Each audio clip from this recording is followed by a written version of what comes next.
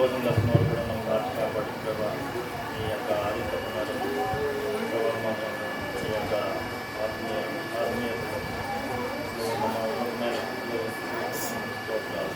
కావాల్సిన తీసుకొచ్చారు ఇదే నా ప్రభావం నన్ను కూడా కలిపెట్టుకుని ఉద్దేశించిన స్తోత్రాలు ప్రభావ మరి నా మాటలు కాదు కేవలం ప్రభావ ఈ యొక్క మనసు కనపరుస్తాను చిన్నపిల్లైన వారిని మీరు నిత్యం ఇంట్లో సహాయం చేయండి గంట మహిమ ప్రభావం ఈ కార్యక్రమం తీసుకున్నామని స్థితించుతాను చడిపెట్టుకుంటాం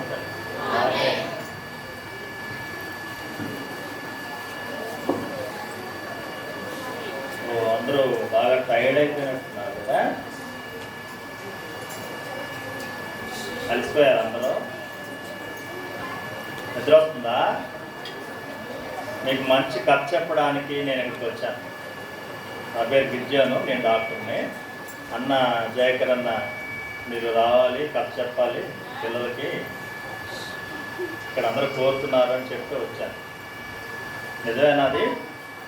సరే, కోషిరి ఆఫ్ క్యాంప్లాండ్ అని ఒక కథ ఉంది మనకి. కోషిరి ఆఫ్ క్యాంప్లాండ్ చూసారా? క్యాంప్లాండ్ అనే ప్రాంతం నుంచి కోషిరి అనే బాలుడి కథ ఇది. ఓకే, ఈ కోషిరి అనే బాలుడు దక్షిణ అమెరికాలో పెరు అనే దేశం దగ్గర దాని దగ్గరలో ఉన్న దట్టమైన అడవి ప్రాంతాల్లో నివసిస్తూ ఉంటారు.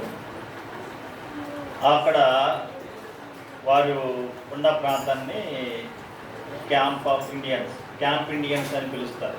వారి యొక్క గ్రూప్ ఆఫ్ పీపుల్స్. మీరు గమనించే ఉంటారు, అడవి ప్రాంతాల్లో నివసించేవారు గుంపులుగా అక్కడక్కడ ఉంటూ ఉంటారు. అయితే వీరు క్యాంప్లాండ్లో వారి యొక్క ప్రత్యేకత ఏంటంటే వారు స్థిరంగా ఒకే ప్లేస్లో నివసించరు.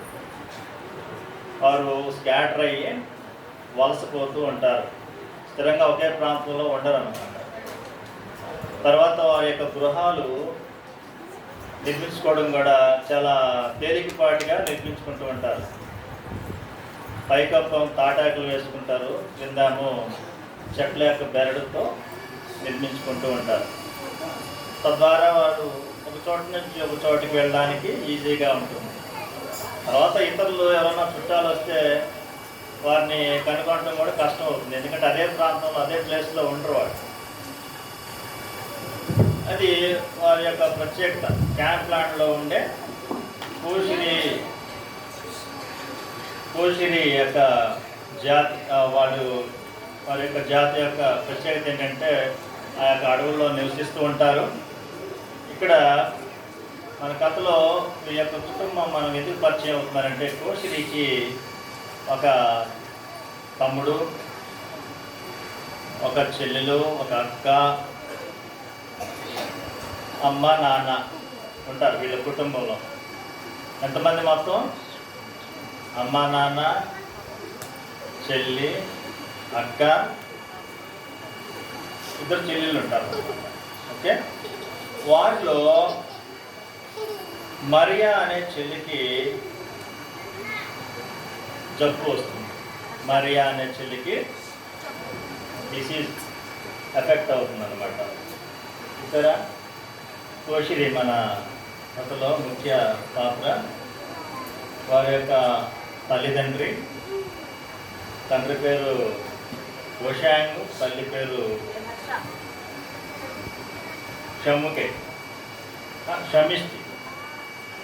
అలాగ చెల్లి పేరు మరియా. అంటే మరియాకి జ్వరం వస్తే వాళ్ళ తండ్రి గారి చెవున పడింది. కోషిరి వాళ్ళ బ్రదర్కి చెవున ఏం పడిందంటే ఇది మరణాంతక వ్యాధి అని చెవిని పడింది. అంటే చనిపోతారు అని చెవిని పడగానే చాలా భయభ్రాంతులకు గురవుతాడు. ఎవరు? మన కోషిరి చిన్న వయసు వాడే, మీకులాగే చిన్న వయసు 10 ఏళ్ల లోపు ఉండొచ్చు. అయితే ఈ జాతి వారికి ఒక 2 విషయాలు బాగా భయపడుతూ ఉంటారు. ఏంటంటే, ఒకటి మరణం అంటే భయం. మీకు తెలుసా మరణం అంటే? తెలుసా? భయం ఉందా? మరణం అంటే భయం ఉందా? మీకు వల్లే కోషుడు కూడా మరణం అంటే భయపడుతున్నారు. రెండో విషయం ఏంటంటే, ఈ మరణానికి కారణం కొన్ని దుష్ట శక్తులు, అంటే దెయ్యాలు, భూతాలు, ఇట్లాగా ఏదో ఒక శక్తి కారణం అయి ఉంటుంది. ఈ మరణానికి ఈ డిసీజ్కి కారణం కొన్ని శక్తుల వల్ల ఈ జబ్బు చేసింది అని వాళ్ళు దృఢంగా నమ్ముతారు. అయితే ఈ యొక్క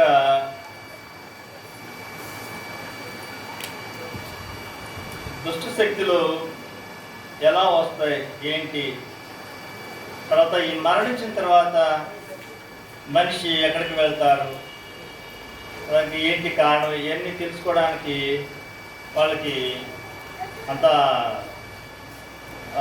తెలుసుకోవడానికని అనుకుంటారు, కానీ వాళ్ళకి తెలుసుకునే అంత అక్కడ పరిస్థితులు లేవు.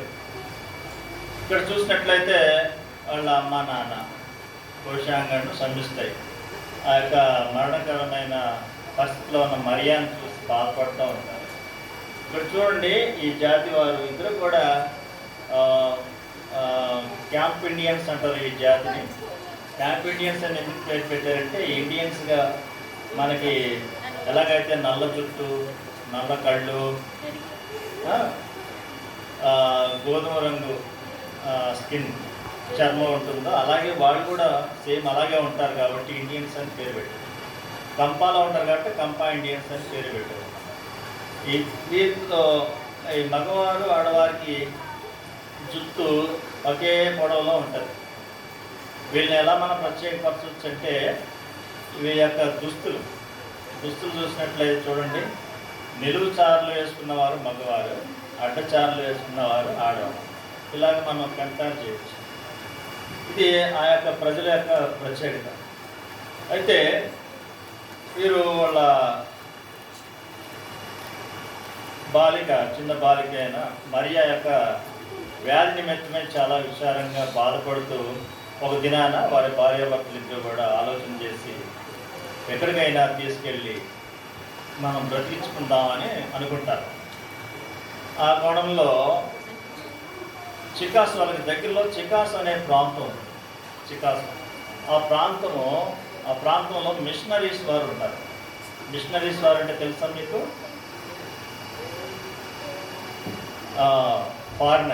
ఫారినర్స్ వచ్చి ఒకప్పుడు మనకి వైద్యం, హాస్పిటల్స్లో వైద్యం చేస్తుండేవారు. ద సేమ్ టైం యేసుక్రీస్తుని గురించి బోధ చేస్తుండేవారు, స్వార్థ చెప్తూ ఉండేవారు. అలాంటి ప్రదేశం చికాసు అనే ప్రాంతంలో వైద్యం అందుతుందని వీరు ఎవరి ద్వారా వింటారు. విని అక్కడికి బయలుదేరుతారు ఫ్యామిలీ మొత్తం కూడా. చికాసు ప్రాంతానికి వెళ్ళాలంటే ఒక నదిని దాటాలి. ఆ నదిని నది పేరు కూడా చికాసు అనే. ఆ నదిని దాటాలంటే ఒక పడవ ప్రయాణంలో ప్రయాణించాలి, పడవ మీద ప్రయాణించాలి. అలా చూడండి, వాళ్ళందరూ కూడా ప్రయాణిస్తూ ఉన్నారు చికాసు ప్రాంతానికి. అక్కడ మిషనరీస్ దగ్గర వైద్యం అందుతుందని, ఎలాగైనా వాళ్ళ యొక్క పాపని మరియాని బ్రతికించుకోవాలని బయలుదేరి వెళ్తారు. వెళ్ళిన తర్వాత అక్కడ మిషనరీస్ వాళ్ళు ఉండే ప్రాంతంలో, ఈ అడవి ప్రాంతంలో ఉండే కంపా ఇండియన్స్ కోసమని అక్కడ ఉండటానికి షెల్టర్స్ కడతారు. వాళ్ళు వచ్చి ఉండొచ్చు, అక్కడ వారు వైద్యం పొందొచ్చు. అంతేకాదు వారు జీవనోపాధి కొరకై కొంత అమౌంట్ సంపాదించడానికి కొంత పనులు కూడా ఏర్పాటు చేస్తుంటారు, పనులు కల్పిస్తుంటారు. అలాగా వాళ్ళు మరియాను తీసుకొని చికాసు అనే ప్రాంతానికి వెళ్తారు. వెళ్ళినప్పుడు అక్కడ మిషనరీస్లో చూసారా, ఇవిడ మిషనరీ, నర్స్ ఆర్ డాక్టర్. ఈవిడ వాళ్ళ పేరెంట్స్తో మాట్లాడుతుంది మరియా గురించి, ఆ వ్యాధి యొక్క పరిస్థితి గురించి తెలుసుకుంటుంది. చూస్తున్నారా మిషనరీ. అయితే మిషనరీ వాళ్ళు వీళ్ళకి షెల్టర్ ఇచ్చారు, ఇక్కడ ఉన్నారు. ప్రతిదినం వైద్యం చేసే ముందు వీరికి ఒక అలవాటు ఉంది. ఏంటంటే వైద్యం ప్రారంభించే ముందు వారు ప్రార్థన చేస్తారు. ఏం చేస్తారు? ప్రార్థన చేస్తారు. ప్రార్థన చేసేటప్పుడు వారు ప్రభువైన యేసుక్రీస్తుని గురించి చెప్తారన్నమాట. ఏమని చెప్తారంటే, ప్రభువైన యేసుక్రీస్తు ప్రేమామయుడు, దయామయుడు, అతను నమ్ముకుంటే సమస్త రోగాలను నయం చేస్తాడు, నిత్య రాజ్యానికి వారసులుగా చేస్తాడు, పరలోక రాజ్యానికి చేరుస్తాడు అని చెప్తాడు. ప్రభువైన యేసుక్రీస్తు ఈ లోకానికి వచ్చిందే పాపులను రక్షించుకోవడం అని చెప్తూ ఉంటుంటే వీరికి ఏం అర్థం కావట్లేదు. ఎవరికి? శమిష్టయ్యకి, తల్లికి, కోశాంగికి, తండ్రికి, అలాగే ఇంకెవరు? కోశిడి కథానాయకి. వీరికి ఏం అర్థం కావట్లేదు. కొత్త పదాలు కదా ఏంటి. అయితే ఒక మాట మటుకు వాళ్ళని శోధిస్తుంది. ఏంటంటే, ప్రభువైన యేసుక్రీస్తు మనల్ని ప్రేమిస్తాడు అనే మాట. మనల్ని ప్రేమించే దేవుడు ఒక అతను ఉన్నారు పరలోకంలో, ఆయనే ప్రభువైన యేసుక్రీస్తు అని చెప్తూ ఉంటాడు.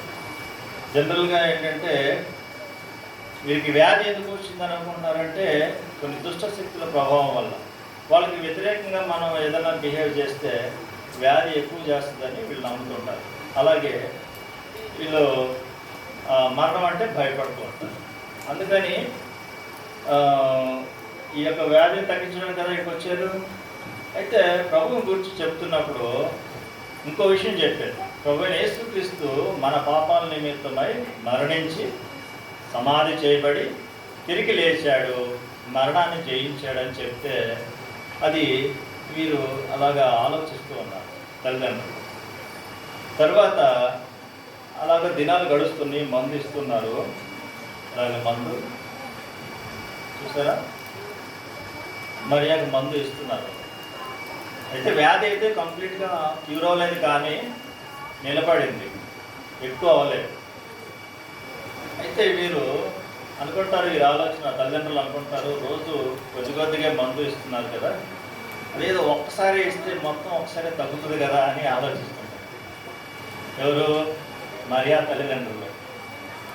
ఎందుకంటే వారి జ్ఞానం అది. మనం కూడా అలాగే అనుకుంటాం కదా, ఏదన్నా బాధ వస్తే వెంటనే తగ్గాలనుకుంటాం. అలాగే వారు కూడా ఆలోచించి అనుకుని ఒక రాత్రి భార్యాభర్తలు ఆలోచించి ఈ యొక్క ఒక నైట్ అనుకుంటారు, మనం ఎక్కడి నుంచి వచ్చామో అక్కడ వెళ్ళి వారు దగ్గర ఉన్న భూత వైద్యులు ఉంటారు కదా, అక్కడికే వెళ్ళి అసలుకి దానికి మూలం, దానికి కారణం వీళ్ళు చెప్పట్లేదు, అతను చెప్తారు మనకని ఇక్కడ వీళ్ళ దగ్గర నుంచి బయలుదేరడానికి సిద్ధపడతారు. అలా నెగిటివ్ థాట్స్తో వీళ్ళు రాత్రికి రాత్రే అక్కడ నుండి తిరుగు ప్రయాణం చేసి వారు ఎక్కడి నుంచి వచ్చారో అక్కడికి మెల్లగా చెప్పబెట్టకుండా సీక్రెట్గా వెళ్ళిపోతారు. ఇలాగ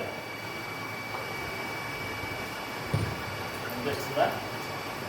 నైట్ ఆ మురికి బట్టలతోనే ఆ మరియాన్ని చుట్టుపెట్టుకొని మొత్తం కూడా ఆ పడవకి తిరిగి మళ్ళీ వాళ్ళు కంపాలాండ్కి వెళ్ళిపోతారు. కంపాలాండ్కి వెళ్ళిపోతే అక్కడ ఎవరుంటారు అనుకున్నాం? మార్కోస్ అనే ఒక సీనియర్ భూత వైద్యులు ఉన్నారు అక్కడ. ఇలా ఉంటారు. చూసారా భూత వైద్యులు ఎప్పుడైనా? ఇలా ఉంటారు. ఈయన ఏం చేస్తాడంటే భూత వైద్యుడు హయాహుమాస్కో అనే ఒక సెడేటివ్ డ్రగ్ని, అంటే ఆ మొక్క నుంచి కొన్ని మొక్కలను సేకరించి తను బాగా నూరి దాన్ని జ్యూస్ లాగా తయారు చేసుకొని ముందుగా త్రాగుతాడు. తను త్రాగితే అతనికి మత్తులా వస్తుంది. మత్తులో అంటే ఆయన వైద్యం ప్రారంభించే ముందు ఎవరైనా క్లయింట్ ఇలాగా పేషెంట్ దొరికితే ముందుగా అతను అదొక రకమైన జ్యూస్ తాగుతాడు. అది మత్తును కలిగిస్తుంది. కలిగించినప్పుడు తను ఒక అక్కడ అడవిలో దొరికేది ఏమంటే ఈ ఉంటాయి కదా, వెదురు బొంగులు ఉంటాయి కదా, అవి తీసుకొని వాటిలో కొంత పొగాకుని మెత్తగా చేసి పేస్ట్ లాగా చేసి ఆ బొమ్మలో కూరుస్తాడు. కూర్చి వచ్చిన యొక్క రోగి ఎవరైతే ఉన్నారో అతనికి వైద్యం చేయడానికి ఎక్కడైతే బాధ ఉందో అక్కడ ఆ యొక్క పేస్ట్ని రాసి అక్కడ నుంచి సంథింగ్ ఏదో పీల్చినట్టు పీలుస్తూ ఉంటాడు. అలాగా అతను వైద్యం చేసే ముందు మంటేస్తాడు. పక్కన మంటేసి పేషెంట్కి పక్కన మంటేసి మోకరించి అదొక పద్ధతిగా చేస్తూ ఉంటాడు అన్నమాట. ఎంత చేసినా కూడా మరియాకు స్పృహ రాదు. అసలు ఇంతకీ మరియాకు వచ్చిన ప్రాబ్లం ఏమై ఉండొచ్చు? మరియాకు వచ్చిన ప్రాబ్లం వల్ల ఆవిడ తెల్లగా పాలిపోయినట్టు కనిపిస్తుందంట. తెల్లగా పాలిపోయినట్టు కనిపిస్తుంది. ఏమై ఉండొచ్చు? Blood cancer. ఇంకా గెస్ట్ చేయండి. క్లూ ఏంటంటే వాళ్ళు అడవిలో జీవిస్తున్నారు. ఏమై ఉండొచ్చు? చెప్పాలి. యూజువల్గా అడవిలో ఏముంటాయి? అడవిలో జనరల్గా దోమతరలు ఇస్తారు కదా. ఎందుకు ఇస్తారు? దోమలు కుడితే వ్యాధులు వస్తాయని. దోమలు కుడితే వచ్చే వ్యాధులు ఏంటి? Dengue, malaria. బాగానే చెప్తున్నారు మీరు, చెప్పరే మరి. సో మలేరియా ఏ దోమ వల్ల వస్తుంది? అదే ఆడదామే, ఎనాప్లెస్ క్యూలెక్స్ ఏదో ఉంటుంది కదా. Very good. సో దానివల్ల మలేరియా వస్తే ఏమవుతుంది? రక్తహీనత వస్తుంది. ఎందుకంటే రక్తహీనత వస్తుంది కదా, అప్పుడు పాలిపోయినట్టు కనిపిస్తారు అన్నమాట. ఒక్కోసారి మలేరియా తీవ్రతలు, మలేరియా కారకజీవులు 4 రకాలు ఉంటాయి. వాటిలో సెరిబ్రల్ మలేరియాకి దారితీసే కొన్ని పరిస్థితులు ఉంటాయి. అది బ్రెయిన్కి స్ప్రెడ్ అవుతుంది. అలాంటప్పుడు కూడా పేషెంట్ కోమాలో ఉంటారు. అలాంటి పరిస్థితుల్లో మరియా ఉండి ఉండవచ్చు. ఆ సమయంలో రక్తహీనత వల్ల పాలిపోయి ఉండవచ్చు. అందుకే మీరు ఎక్కడికి మిషనరీస్ దగ్గరికి వెళ్ళినప్పుడు ఈ వీళ్ళ కుటుంబం అంతా కూడా వారిని చూసినప్పుడు కొన్ని విచిత్రమైన విషయాలు చూస్తుంటారు. అంటే ఎప్పుడు చూడని విషయాలు ఏంటంటే, అక్కడ చికోసా అనే ప్రాంతంలో వీరు ఆ తెల్లవారిని చూసినప్పుడు వాళ్ళు కూడా తెల్లగా కనిపిస్తారు, తెల్లని జుట్టుతో ఉంటారు. మన కోషిరి అనుకుంటాడు, ఇదేంటి వీళ్ళు కూడా తెల్లగా ఉన్నారు, కాలిపోయి వీళ్ళు కూడా వ్యాధి వచ్చిందేమో అని కూడా అనుమానిస్తూ ఉంటాడు. తర్వాత అక్కడ అందరూ ఒకే చోట ఈ స్లాబ్ లైక్ బిల్డింగ్స్ ఉండటం కూడా చూస్తారు అన్నమాట. అది ఫస్ట్ టైం వాళ్ళు చూడటం. ఎందుకంటే వాళ్ళు అడవుల్లో ఉంటారు కాబట్టి, వాళ్ళకి ముందుగా అంత అనుభవం లేదు కాబట్టి అదంతా కూడా ఒక విచిత్రంగా చూస్తూ ఉంటారు. అయితే ఇంకో విషయం ఏం చూస్తారు, వారు ప్రార్థన చేసి కానీ వైద్యం చేయలేదు. ప్రార్థన చేశారు. నిజరక్షకుడైన యేసుక్రీస్తుని గురించి చెప్పారు కదా. ఆ యేసుక్రీస్తు ప్రేమమయుడని చెప్పారు. సరే, ఇన్ని విషయాలు తెలిసినప్పటికీ వాళ్ళు తిరిగి మళ్ళీ వాళ్ళకి నాలెడ్జ్కి అతీతంగా ఉందని మళ్ళీ తిరిగి వాళ్ళు కంపాలనికి వెళ్ళి విచ్ డాక్టర్ని కలిశారు. విచ్ డాక్టర్ అంటే భూత వైద్యుడు. ఎవరు? భూత వైద్యుని కలిస్తే తను అన్ని ప్రయోగాలు చేశాడు. చేసినప్పటికీ మరియా యొక్క రోగం కుదుట పడలేదు సరిగదా. రోజు రోజుకి పెరిగిపోతుంది రోగం. పెరిగిపోయి ఒకానొక సమయాన వాళ్ళందరినీ పిలిచి ఈ పిచ్చి డాక్టర్ చెప్తాడు, మరియాకి రోగం తగ్గే పరిస్థితి కనిపించట్లేదు. దానికి ముందు ఇట్లాగా ఇందాక చూస్తారు కదా, చేతికి ఎముక తీసుకుంటాడు. చేతిలో ఎముకను చూస్తారు కదా ఈ డాక్టర్. ఇదంతా కూడా ప్రీ ప్లానెడ్ అన్నమాట.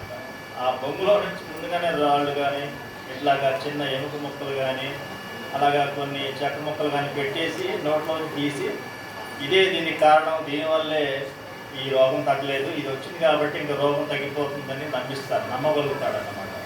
ఎవరు? ఈ భూత వైద్యులు వాళ్ళ పేరెంట్స్తో చెప్తారు. సరే అని వీళ్ళు కూడా సంతోషిస్తారు, ఇది కారకజీవి బయటకు వచ్చేసింది, పూర్తిగా నయమైపోతే మరియా అనుకొని వాళ్ళు హ్యాపీ ఫీల్ అవుతారు. కానీ దినాలు గడుస్తున్నాయి కానీ రోగం తగ్గలేదు. తగ్గపోయేసరికి ఇంకా రోజులు గడిచే కొద్ది ఏమవుతుంది, ఒరిజినాలిటీ బయటపడుతుంది కదా, ఈ ఉచితానికి తగ్గలేదు, పైవచ్చు రోగం పెరిగిపోతుందని. చివరికి ఏం చేస్తాడంటే దీనికి కారణం ఒక మంత్రగాడు ఆ మంత్రం ఇంకా చేస్తూనే ఉన్నాడు, అందువల్ల రోగం తగ్గట్లేదని చెప్పి ఏం చేస్తాడంటే ఈ మంత్రానికి కారణం ఎవరు అని కుటుంబంలో ఉన్న వారందరినీ తేరి చూస్తూ ఉంటాడు. వీరా వీరా వీరా చివరికి కోషిరి అనే బాలుని చూపించి ఇతని వల్లే ఈ రోగం తగ్గట్లేదు, ఈ మంత్రం చేస్తుంది ఇతనే అని చెప్పేసి వాళ్ళ పేరెంట్స్కి చెప్తాడు. ఏం చేస్తాడు, ఒక అబద్ధం అల్లుతాడు అన్నమాట. ఎవరో భూతవై ఏం చెప్తాడు, కోషిరి వాళ్ళ అన్నయ్యే ఈ మంత్రం వేయడం వల్ల ఈ వ్యాధి తగ్గడం లేదని వాళ్ళ మైండ్లో బిల్డప్ చేస్తాడు.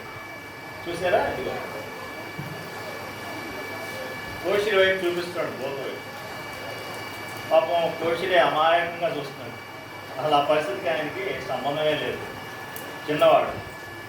సో అయితే అక్కడ ప్రజలకి అమాయకత్వం వల్ల తల్లిదండ్రులు ఏమనుకుంటారంటే కోషిరే చేస్తున్నామో, ఆ యొక్క దుష్టశక్తులన్నీ వీడి నుంచి బయలుదేరి ఆ యొక్క మరియాకి రోగం తగ్గట్లేదేమో అని వాళ్ళు కూడా నమ్మేస్తారు. నమ్మేసి కోషిరి మీద వాళ్ళ తల్లిదండ్రులు పగబెట్టి కొడతాం తిట్టడం అలా చేస్తూ ఉంటారు. చూసారా, అలా చేస్తూ ఉంటే ఒకానొక రోజు తండ్రి ఓషాంగ్ అండ్ కోషిరి ఇద్దరు కూడా అడవికి వేటకి వెళ్తారు.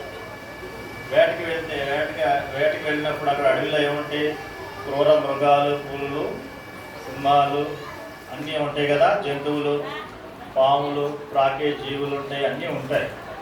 సో వేట కోసం వెళ్ళారు ఆహారం కొరకు. అడవిలో మరి మనలాగా రైస్ ఈ సాంబార్ దొరకవు కదా, అడవిలో వేటాడుకొని తెచ్చుకున్న జంతువుల నుంచే వాళ్ళు ఆహారం తింటూ ఉంటారు. సో రోజు వెళ్ళినప్పుడు ఇంటి దగ్గర మరియా దగ్గర ఎవరున్నారు, వాళ్ళ మదర్ షమిష్టి గారు ఉన్నారు అన్నమాట.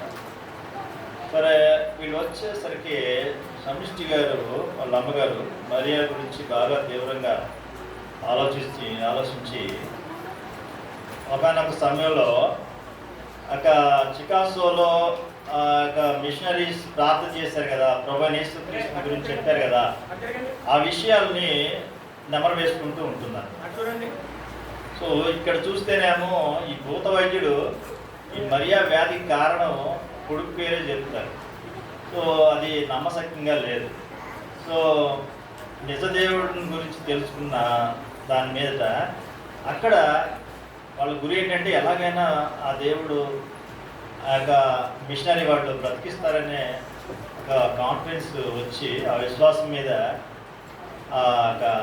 వాళ్ళ మదరు మరియాని తీసుకొని తిరిగి మళ్ళీ చికాగో అనే ప్రాంతం మిషనరీస్ దగ్గరికి బయలుదేరుతుంది. అయితే బయలుదేరి వెళ్ళేసరికి అక్కడ చేరుకునే ముందే మరియా పాపం చనిపోతుంది. వాళ్ళ అమ్మగారికి డౌట్ వచ్చిందన్నమాట, ఏదైనా చేయాలి అనే పరిస్థితి ఎందుకు వచ్చిందంటే బహుశా మరియా గ్యాస్ట్రిక్ రెస్పిరేషన్లో ఉంటుండొచ్చు. చాలా తీవ్రమైన పరిస్థితుల్లో ఆవిడ ఆ డెసిషన్ తీసుకొని మళ్ళీ తిరిగి దేవుడి ప్రజల దగ్గరికి వెళ్ళేది. కానీ బ్యాడ్ లక్ ఏంటంటే వెళ్ళే ముందుగానే చనిపోయింది. అయితే చనిపోయిన తర్వాత వాళ్ళకి షెల్టర్ ఇచ్చారు కదా, అక్కడికి తీసుకెళ్తుంది అనమాట. తీసుకెళ్ళినప్పుడు అక్కడ పెడుతుంది. అక్కడున్న కంప ప్రజలు కొంతమంది వెళ్ళి ఆ మిషనరీ వాళ్ళకి చెప్తారు, ఇట్లాగా చనిపోయింది మరియా, చనిపోయిందని తెలియగానే వెంటనే వారు వస్తారు. ఎవరైతే మిషనరీ వాళ్ళు ఉన్నారో వాళ్ళు వచ్చి ఆవిడని ఓదారుస్తారు. వాళ్ళ షమిష్టి వాళ్ళ మదర్ని ఓదార్చి ఆవిడ మిషనరీ ఆవిడ ఎలా ఓదార్స్తుందో చూడండి. ఏం చెప్తుందంటే, ఏం పర్వాలేదు, నేను నిన్ను ప్రేమిస్తున్నాను అని భుజాన్ని చేయి వేస్తుంది.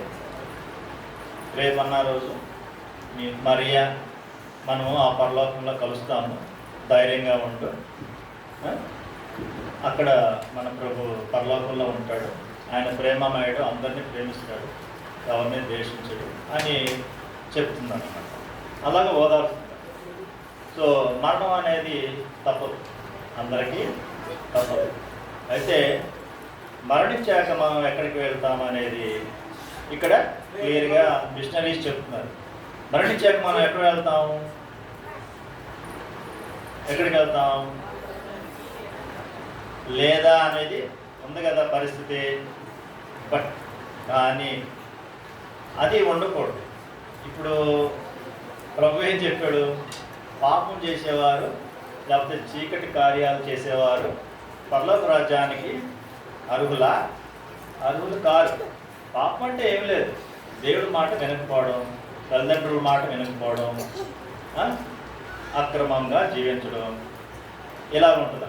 బైబిల్ ప్రకారం చూస్తే అజ్ఞాతిక్రమమే పాపం, మంచి చేయాలని చేయకపోవడం పాపం, విశ్వాస మూలం కాంతి పాపం, సమస్త దుర్నీతి పాపం అని ఉంటుంది నిర్వచనంలో. అయితే ఇలాంటి కార్యాలు మనం చేయకుండా ఉండాలంటే మనం ప్రభు యేసు క్రీస్తునందు విశ్వాసం ఉంచాలి. ఏమని విశ్వాసించాలంటే ఆయన మన కొరకు ఆ పరలోకాన్ని విడిచిపెట్టి నీ నా పాపాల నిమిత్తమై ఈ యొక్క లోకానికి వచ్చాడని, నీ నా పాపాల నిమిత్తమై ఆ శిలువలో మరణించాడని, మన పాపాల నిమిత్తమై ఆయన సమాధి చేయబడ్డాడని, మన పాపాల నిమిత్తమై ఆయన తిరిగి లేచి పరలోక రాజ్యంలో నీ గురించి నా గురించి దేవుడు కుడి పార్శ్వమున మనం నిత్య నాశనానికి గురి కాకూడదని ఆయన ప్రార్థన చేస్తున్నాడు, జ్ఞాపనం చేస్తున్నాడు. అవునా కదా? అదే రాస్తాడు హెబ్రీయులకు రాసిన పత్రిక 9:24 ఆయన విజ్ఞాపన. అందుకనే మీకు యోహాను సువార్త 5:24 రాయబడి ఉంటుంది, నా మాట విని నా యందు విశ్వాసం ఉంచువాడు మరణంలో పోగా మరణంలో నుంచి జీవంలోనికి దాటింపబడి ఉంటాడు. ఓకే, తీర్పులోనికి వెళ్ళడం. సో అటువంటి పరిస్థితిని, అటువంటి మార్గాన్ని కల్పించిన వాడు ప్రభు అయిన యేసుక్రీస్తు. ఇదే విషయాలు ఎరిగిన మిషనరీస్ అదే విషయాలని వారికి చెప్తున్నారు. అసలు భయం వీళ్ళలో ఏముంది, మరణ భయం ఉంది. అసలు భయం ఎలా పుడుతుంది? నిజంగా దేవుని ప్రేమిస్తే దేవుని ప్రేమలో భయం ఉండదు. అదే చెప్తాడు 1 యోహాను 4:18. ప్రేమలో భయం ఉండదు, సంపూర్ణమైన ప్రేమ భయమును వెళ్ళగొడుతున్నాడు. భయము దండనతో కూడింది అని. సంపూర్ణమైన ప్రేమ ఉండాలి. మనం ప్రేమిస్తాం కానీ మనుషుల వలె ప్రేమిస్తాం. కానీ ప్రభు మనల్ని ఎలా ప్రేమించాడు? 1 యోహాను 4:10 రాస్తాడు, మనం ప్రేమించామని కాదు కానీ తానే మనల్ని ప్రేమించి తను తాను అర్పించుకున్నాడు, అందులో ప్రేమ ఉన్నదని చెప్తాడు. ప్రేమామయుడు దేవుడు, ప్రేమాస్వరూపి 4:8 రాయబడింది. 1 యోహాను 4:8. దేవుడు ప్రేమాస్వరూపి. దేవుడు అంటే ఎవరో కాదు, మనల్ని మనం ప్రేమించినట్లే ఎదుటివారిని కూడా ప్రేమించాలి. ఏదైతే మనం దేవుడి వాక్యాన్ని ఈ 4 రోజుల నుంచి విన్నామో అవి ఇప్పుడు మిషనరీస్ ఆవిడ్ని సమిష్టిని ఆదరించినట్లుగా మనం కూడా బాధల్లోనూ, ఇబ్బందుల్లోనూ, ఇరుకుల్లోనూ రోగపీడితులైన వారిని మనం అవాయిడ్ చేయకూడదు. వారితో దగ్గరగా వెళ్ళి వారిని ఆదరించి ప్రేమించాలి. ప్రేమిస్తే అప్పుడు దేవుడు కూడా సంతోషిస్తాడు. పరలోక రాజ్యంలో మన కోసం ధనం చేకూర్చుకున్నట్లే మనం అటు రీతిగా మనం మంచి మార్గాలను నడిపించాలన్నమాట. ఇక్కడ మిషనరీస్ చూసారో ఎలా ఓదారుస్తున్నారో అలా ఓదారుస్తారు. కానీ ఇక్కడ తన తండ్రి ఆ భూత వైద్యుడు చెప్పిన మాట మనసులో పెట్టుకొని ఎప్పుడైతే ఇంటికి వస్తాడు, వేటకెళ్ళి, ఇద్దరు వేటకెళ్ళారు కదా, ఇంటికి వచ్చేసరికి ఎవరు ఇంట్లో లేరు. ఎక్కడికి వెళ్ళారు? చికాగోకి వెళ్ళారు కదా. వాళ్ళ మదరు మరియాని తీసుకొని చికాగోకి వెళ్ళేసరికి అక్కడ చనిపోయింది కదా. ఇంటికి వచ్చేసరికి లేదు. ఎప్పుడైతే ఇంటి దగ్గర పరిస్థితులు పక్కింటి వాళ్ళు చెప్తారు కదా, మరియా లేదు, వాళ్ళ మదరు హాస్పిటల్ తీసుకెళ్ళారు అని చెప్తే చనిపోయిందని చెప్తారు. అక్కడికి వెళ్ళి వెంటనే భూత వైద్యుడు చెప్పిన మాట ఏంటి? దీనికి కారణం కోషిరి అలా కొడుకే అని చెప్తారు కదా, ఆ కోషిరి మీద ఇదిగో చూసారా బాణం గురిపెట్టాడు. సో గురిపెట్టి చంపబోయేసరికి తల్లి చూసి ఆపుతుంది అనమాట, అరిసి చంపొద్దు చంపొద్దు అని ఆపి విడదీసి ఆ యొక్క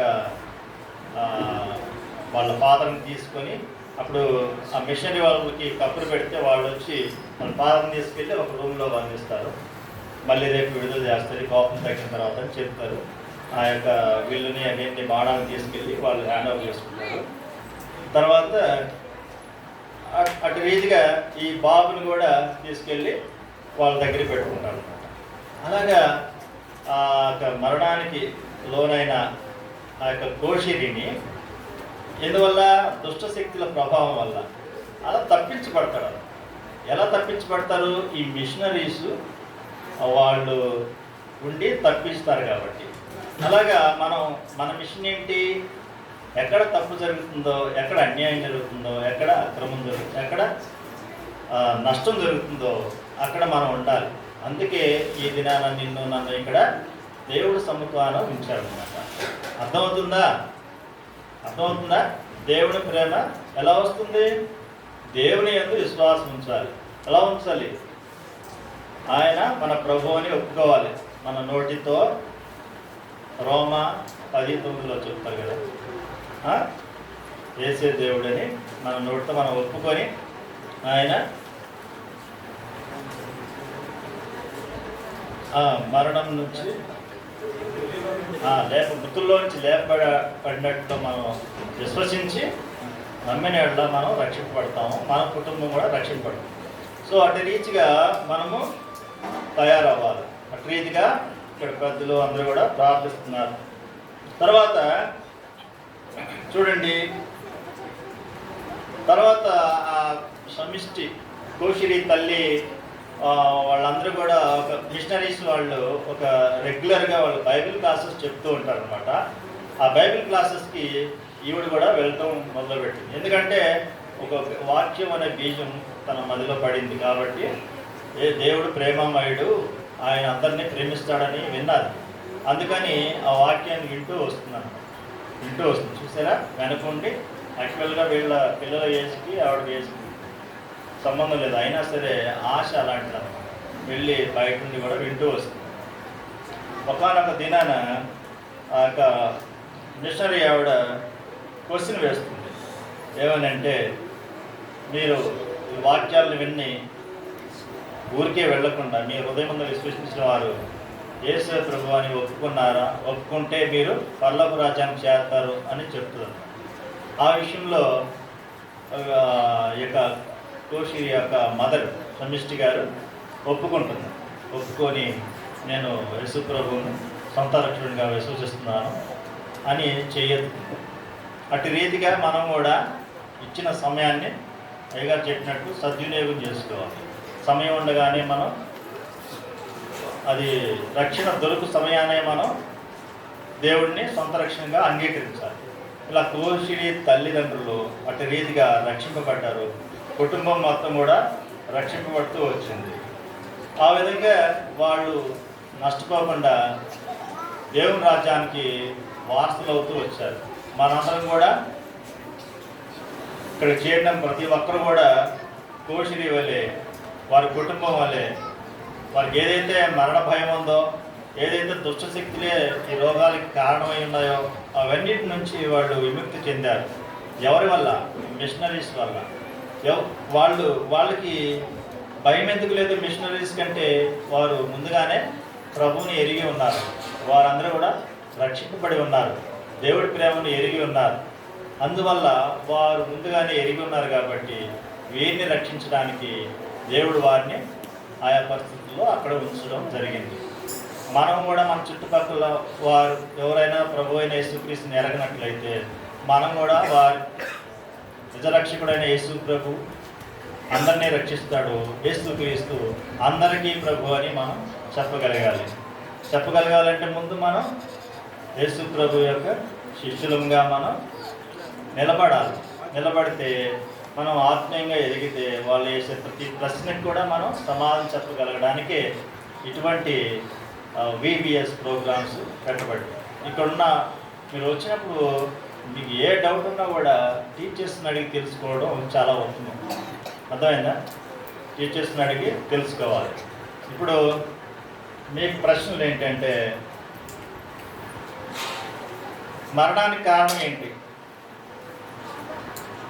వెరీ గుడ్. పాపం ఎలా వస్తుంది?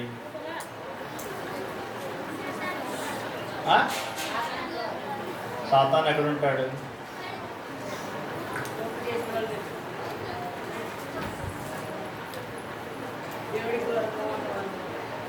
యాకోబు రాసిన పత్రికలో ఉంటుంది. దురాశ చేత ఏడవబడి అంటే మనకి దురాశ ఉంటుంది కదా, ఆశ దురాశ. ఆశ ఉండొచ్చు కానీ దురాశ ఉండకూడదు. దురాశ ఉంటే అది పాపానికి ఏడబడుతుంది, అది మరణానికి దారితీస్తుంది. ఇది ఎక్కడి నుంచి వచ్చిందంటే మన ఆదాము నుంచి వచ్చింది.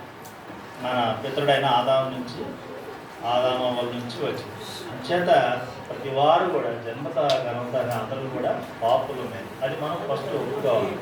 ఒప్పుకుంటే పాపానికి ప్రాయశ్చిత్తం చేసిన ప్రభువైన యేసుక్రీస్తు దైవ కుమారుడిగా ఈ లోకానికి, ఆ పరలోకాన్ని విడిచి ఈ లోకానికి ధీరుడుగా, రక్తుడుగా, తను తాను తగ్గించుకున్నవాడుగా, ఫిలిప్పీయులకు రాసినట్టుగా 2వ అధ్యాయం 6 నుంచి 12 వరకు చదివితే ఆయన ఏ రీతిగా తగ్గించుకొని ఈ లోకానికి వచ్చాడో రాయబడి ఉంటుంది.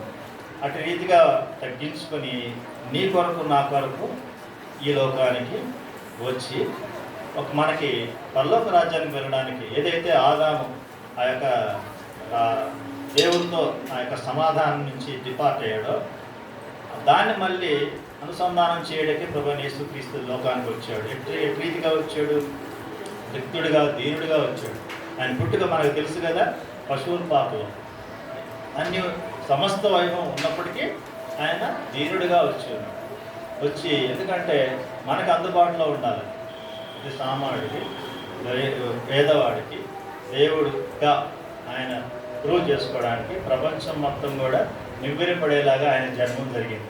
సో అటువంటి దేవుడు మనకు దొరకడం చాలా మన అదృష్టం, మనం ధన్యులం కూడా ఆ దేవుడిని ఎరగడం.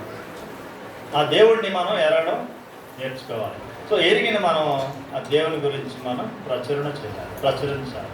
ఆ దేవుని యొక్క ప్రేమ ఏమైనది, దేవుడు ప్రేమామయుడని మనం ఎరిగి ఉన్నాం కదా. ఎవరిని కూడా గద్దించు. ఇప్పుడు సూర్యుడు లోకమంతా ప్రకాశిస్తుంది కదా, మంచివారి మీద చెడ్డవారి మీద ప్రకాశిస్తుంది కదా. ఆ సూర్యుని కలుగు చేసిన దేవుడే, ఆ దేవుడిని మనం ఎరిగి ఉన్నాం. అర్థమైందా? అంచేత మనం చాలా ధన్యులు. సో ఇప్పుడు ఏదైతే దుష్ట శక్తులు అనుకున్నారో ఈ యొక్క గంప ప్రజలు, ఆ యొక్క శక్తులకి మించిన, ఆ శక్తుల కంటే గొప్ప శక్తిమంతుడు అనమాట మన ప్రభువైన యేసుక్రీస్తు. అవునా కదా? సృష్టి మొత్తాన్ని కలుగు చేశాడు. అయితే వీరేం చేస్తున్నారంటే సృష్టమును పూజిస్తూ వస్తున్నారు కొంతమంది. వారి యొక్క మనోనేత్రాన్ని వెలిగించడానికే ప్రభువు నిన్ను నన్ను రక్షించుకుంటకు ఆయన యొక్క జీవము గల వాక్యాన్ని చీకటిలో ఉన్న మనల్ని తన ఆశ్చర్యకరమైన వెలుగులోనికి ఈ రీతిగా తన సన్నిధిలో కూర్చుని పెట్టాడు. సో ఆ వెలుగు సంబంధమైన దేవుడిని మనం ఎరిగి ఉన్నాం కాబట్టి మనం ఆ ప్రభువుని గురించి మనం ప్రచురణ చేయటకు ఎవరు కూడా సిగ్గుపడాల్సిన పని లేదు. ధైర్యంగా ఉండాలి.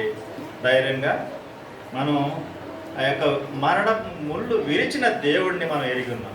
తెలుసా? ఈ లోకంలో మరణ ముళ్ళును విరిచాడు. మనకి మరణం లేదు. వాక్యం చెప్తుంది యోహాను సువార్త 11వ అధ్యాయము 25, 26. నా యందు విశ్వాసం ఉంచిన వాడు చనిపోయినను బ్రతుకును, బ్రతికి నా యందు విశ్వాసం ఉంచేవాడు మరి ఎన్నడూ చనిపోడు. అర్థమైందా? నిత్య జీవానికి మనం వారసులు అవుతాం. అర్థమైందా? మనకి మరణం లేదు. భయపడే వారికి ఉంటుంది మరణం, మనం భయపడకూడదు. మనకు ఒక పాట ఉంది కదా, మేము భయపడము ఇక మేము భయపడము చెప్పెను మాకు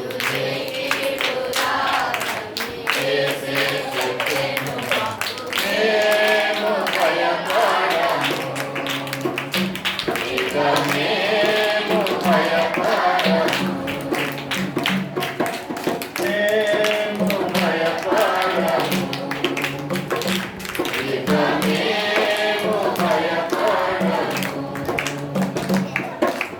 ఏ కీడు రాదు, యేసే చెప్పెను, ఏ కీడు రాదు, యేసే చెప్పెను మాకు. మేము భయపడము,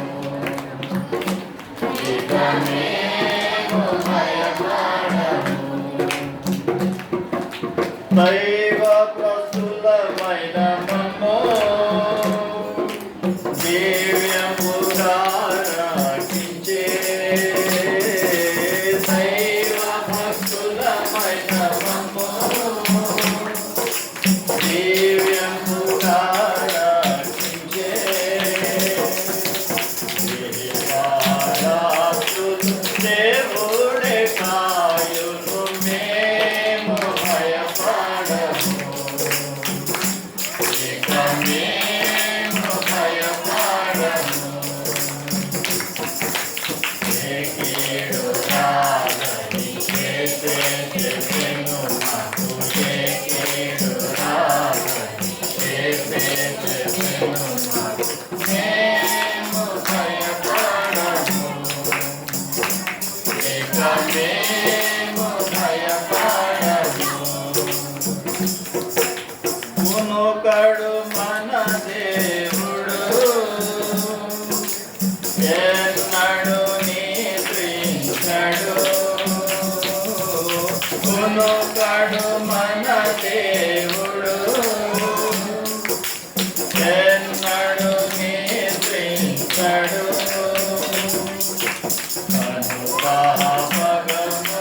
కాపాడు నేప్పుడు మేము భయపడము, ఇక మేము భయపడము. ఏ కీడు రాదని యేసే చెప్పెను మాకు, ఏ కీడు రాదని యేసే చెప్పెను మాకు. మేము భయపడము, ఇక మేము భయపడము. అయితే మాకి దేవుని యేసుక్రీస్తుని యొక్క మంచి రావడం వాడవలే, మంచి సైనికుడికి ఏముండాలి? ధైర్యం ఉండాలి. అవునా? అటువంటి ధైర్యాన్ని ప్రభువైన యేసుక్రీస్తు నీ హృదయంలో నా హృదయంలో నింపునుగాక. ఆమేన్.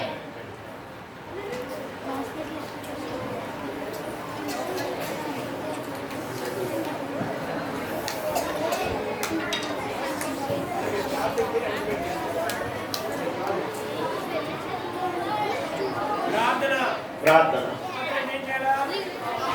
ప్రార్థన 1, 2, 3.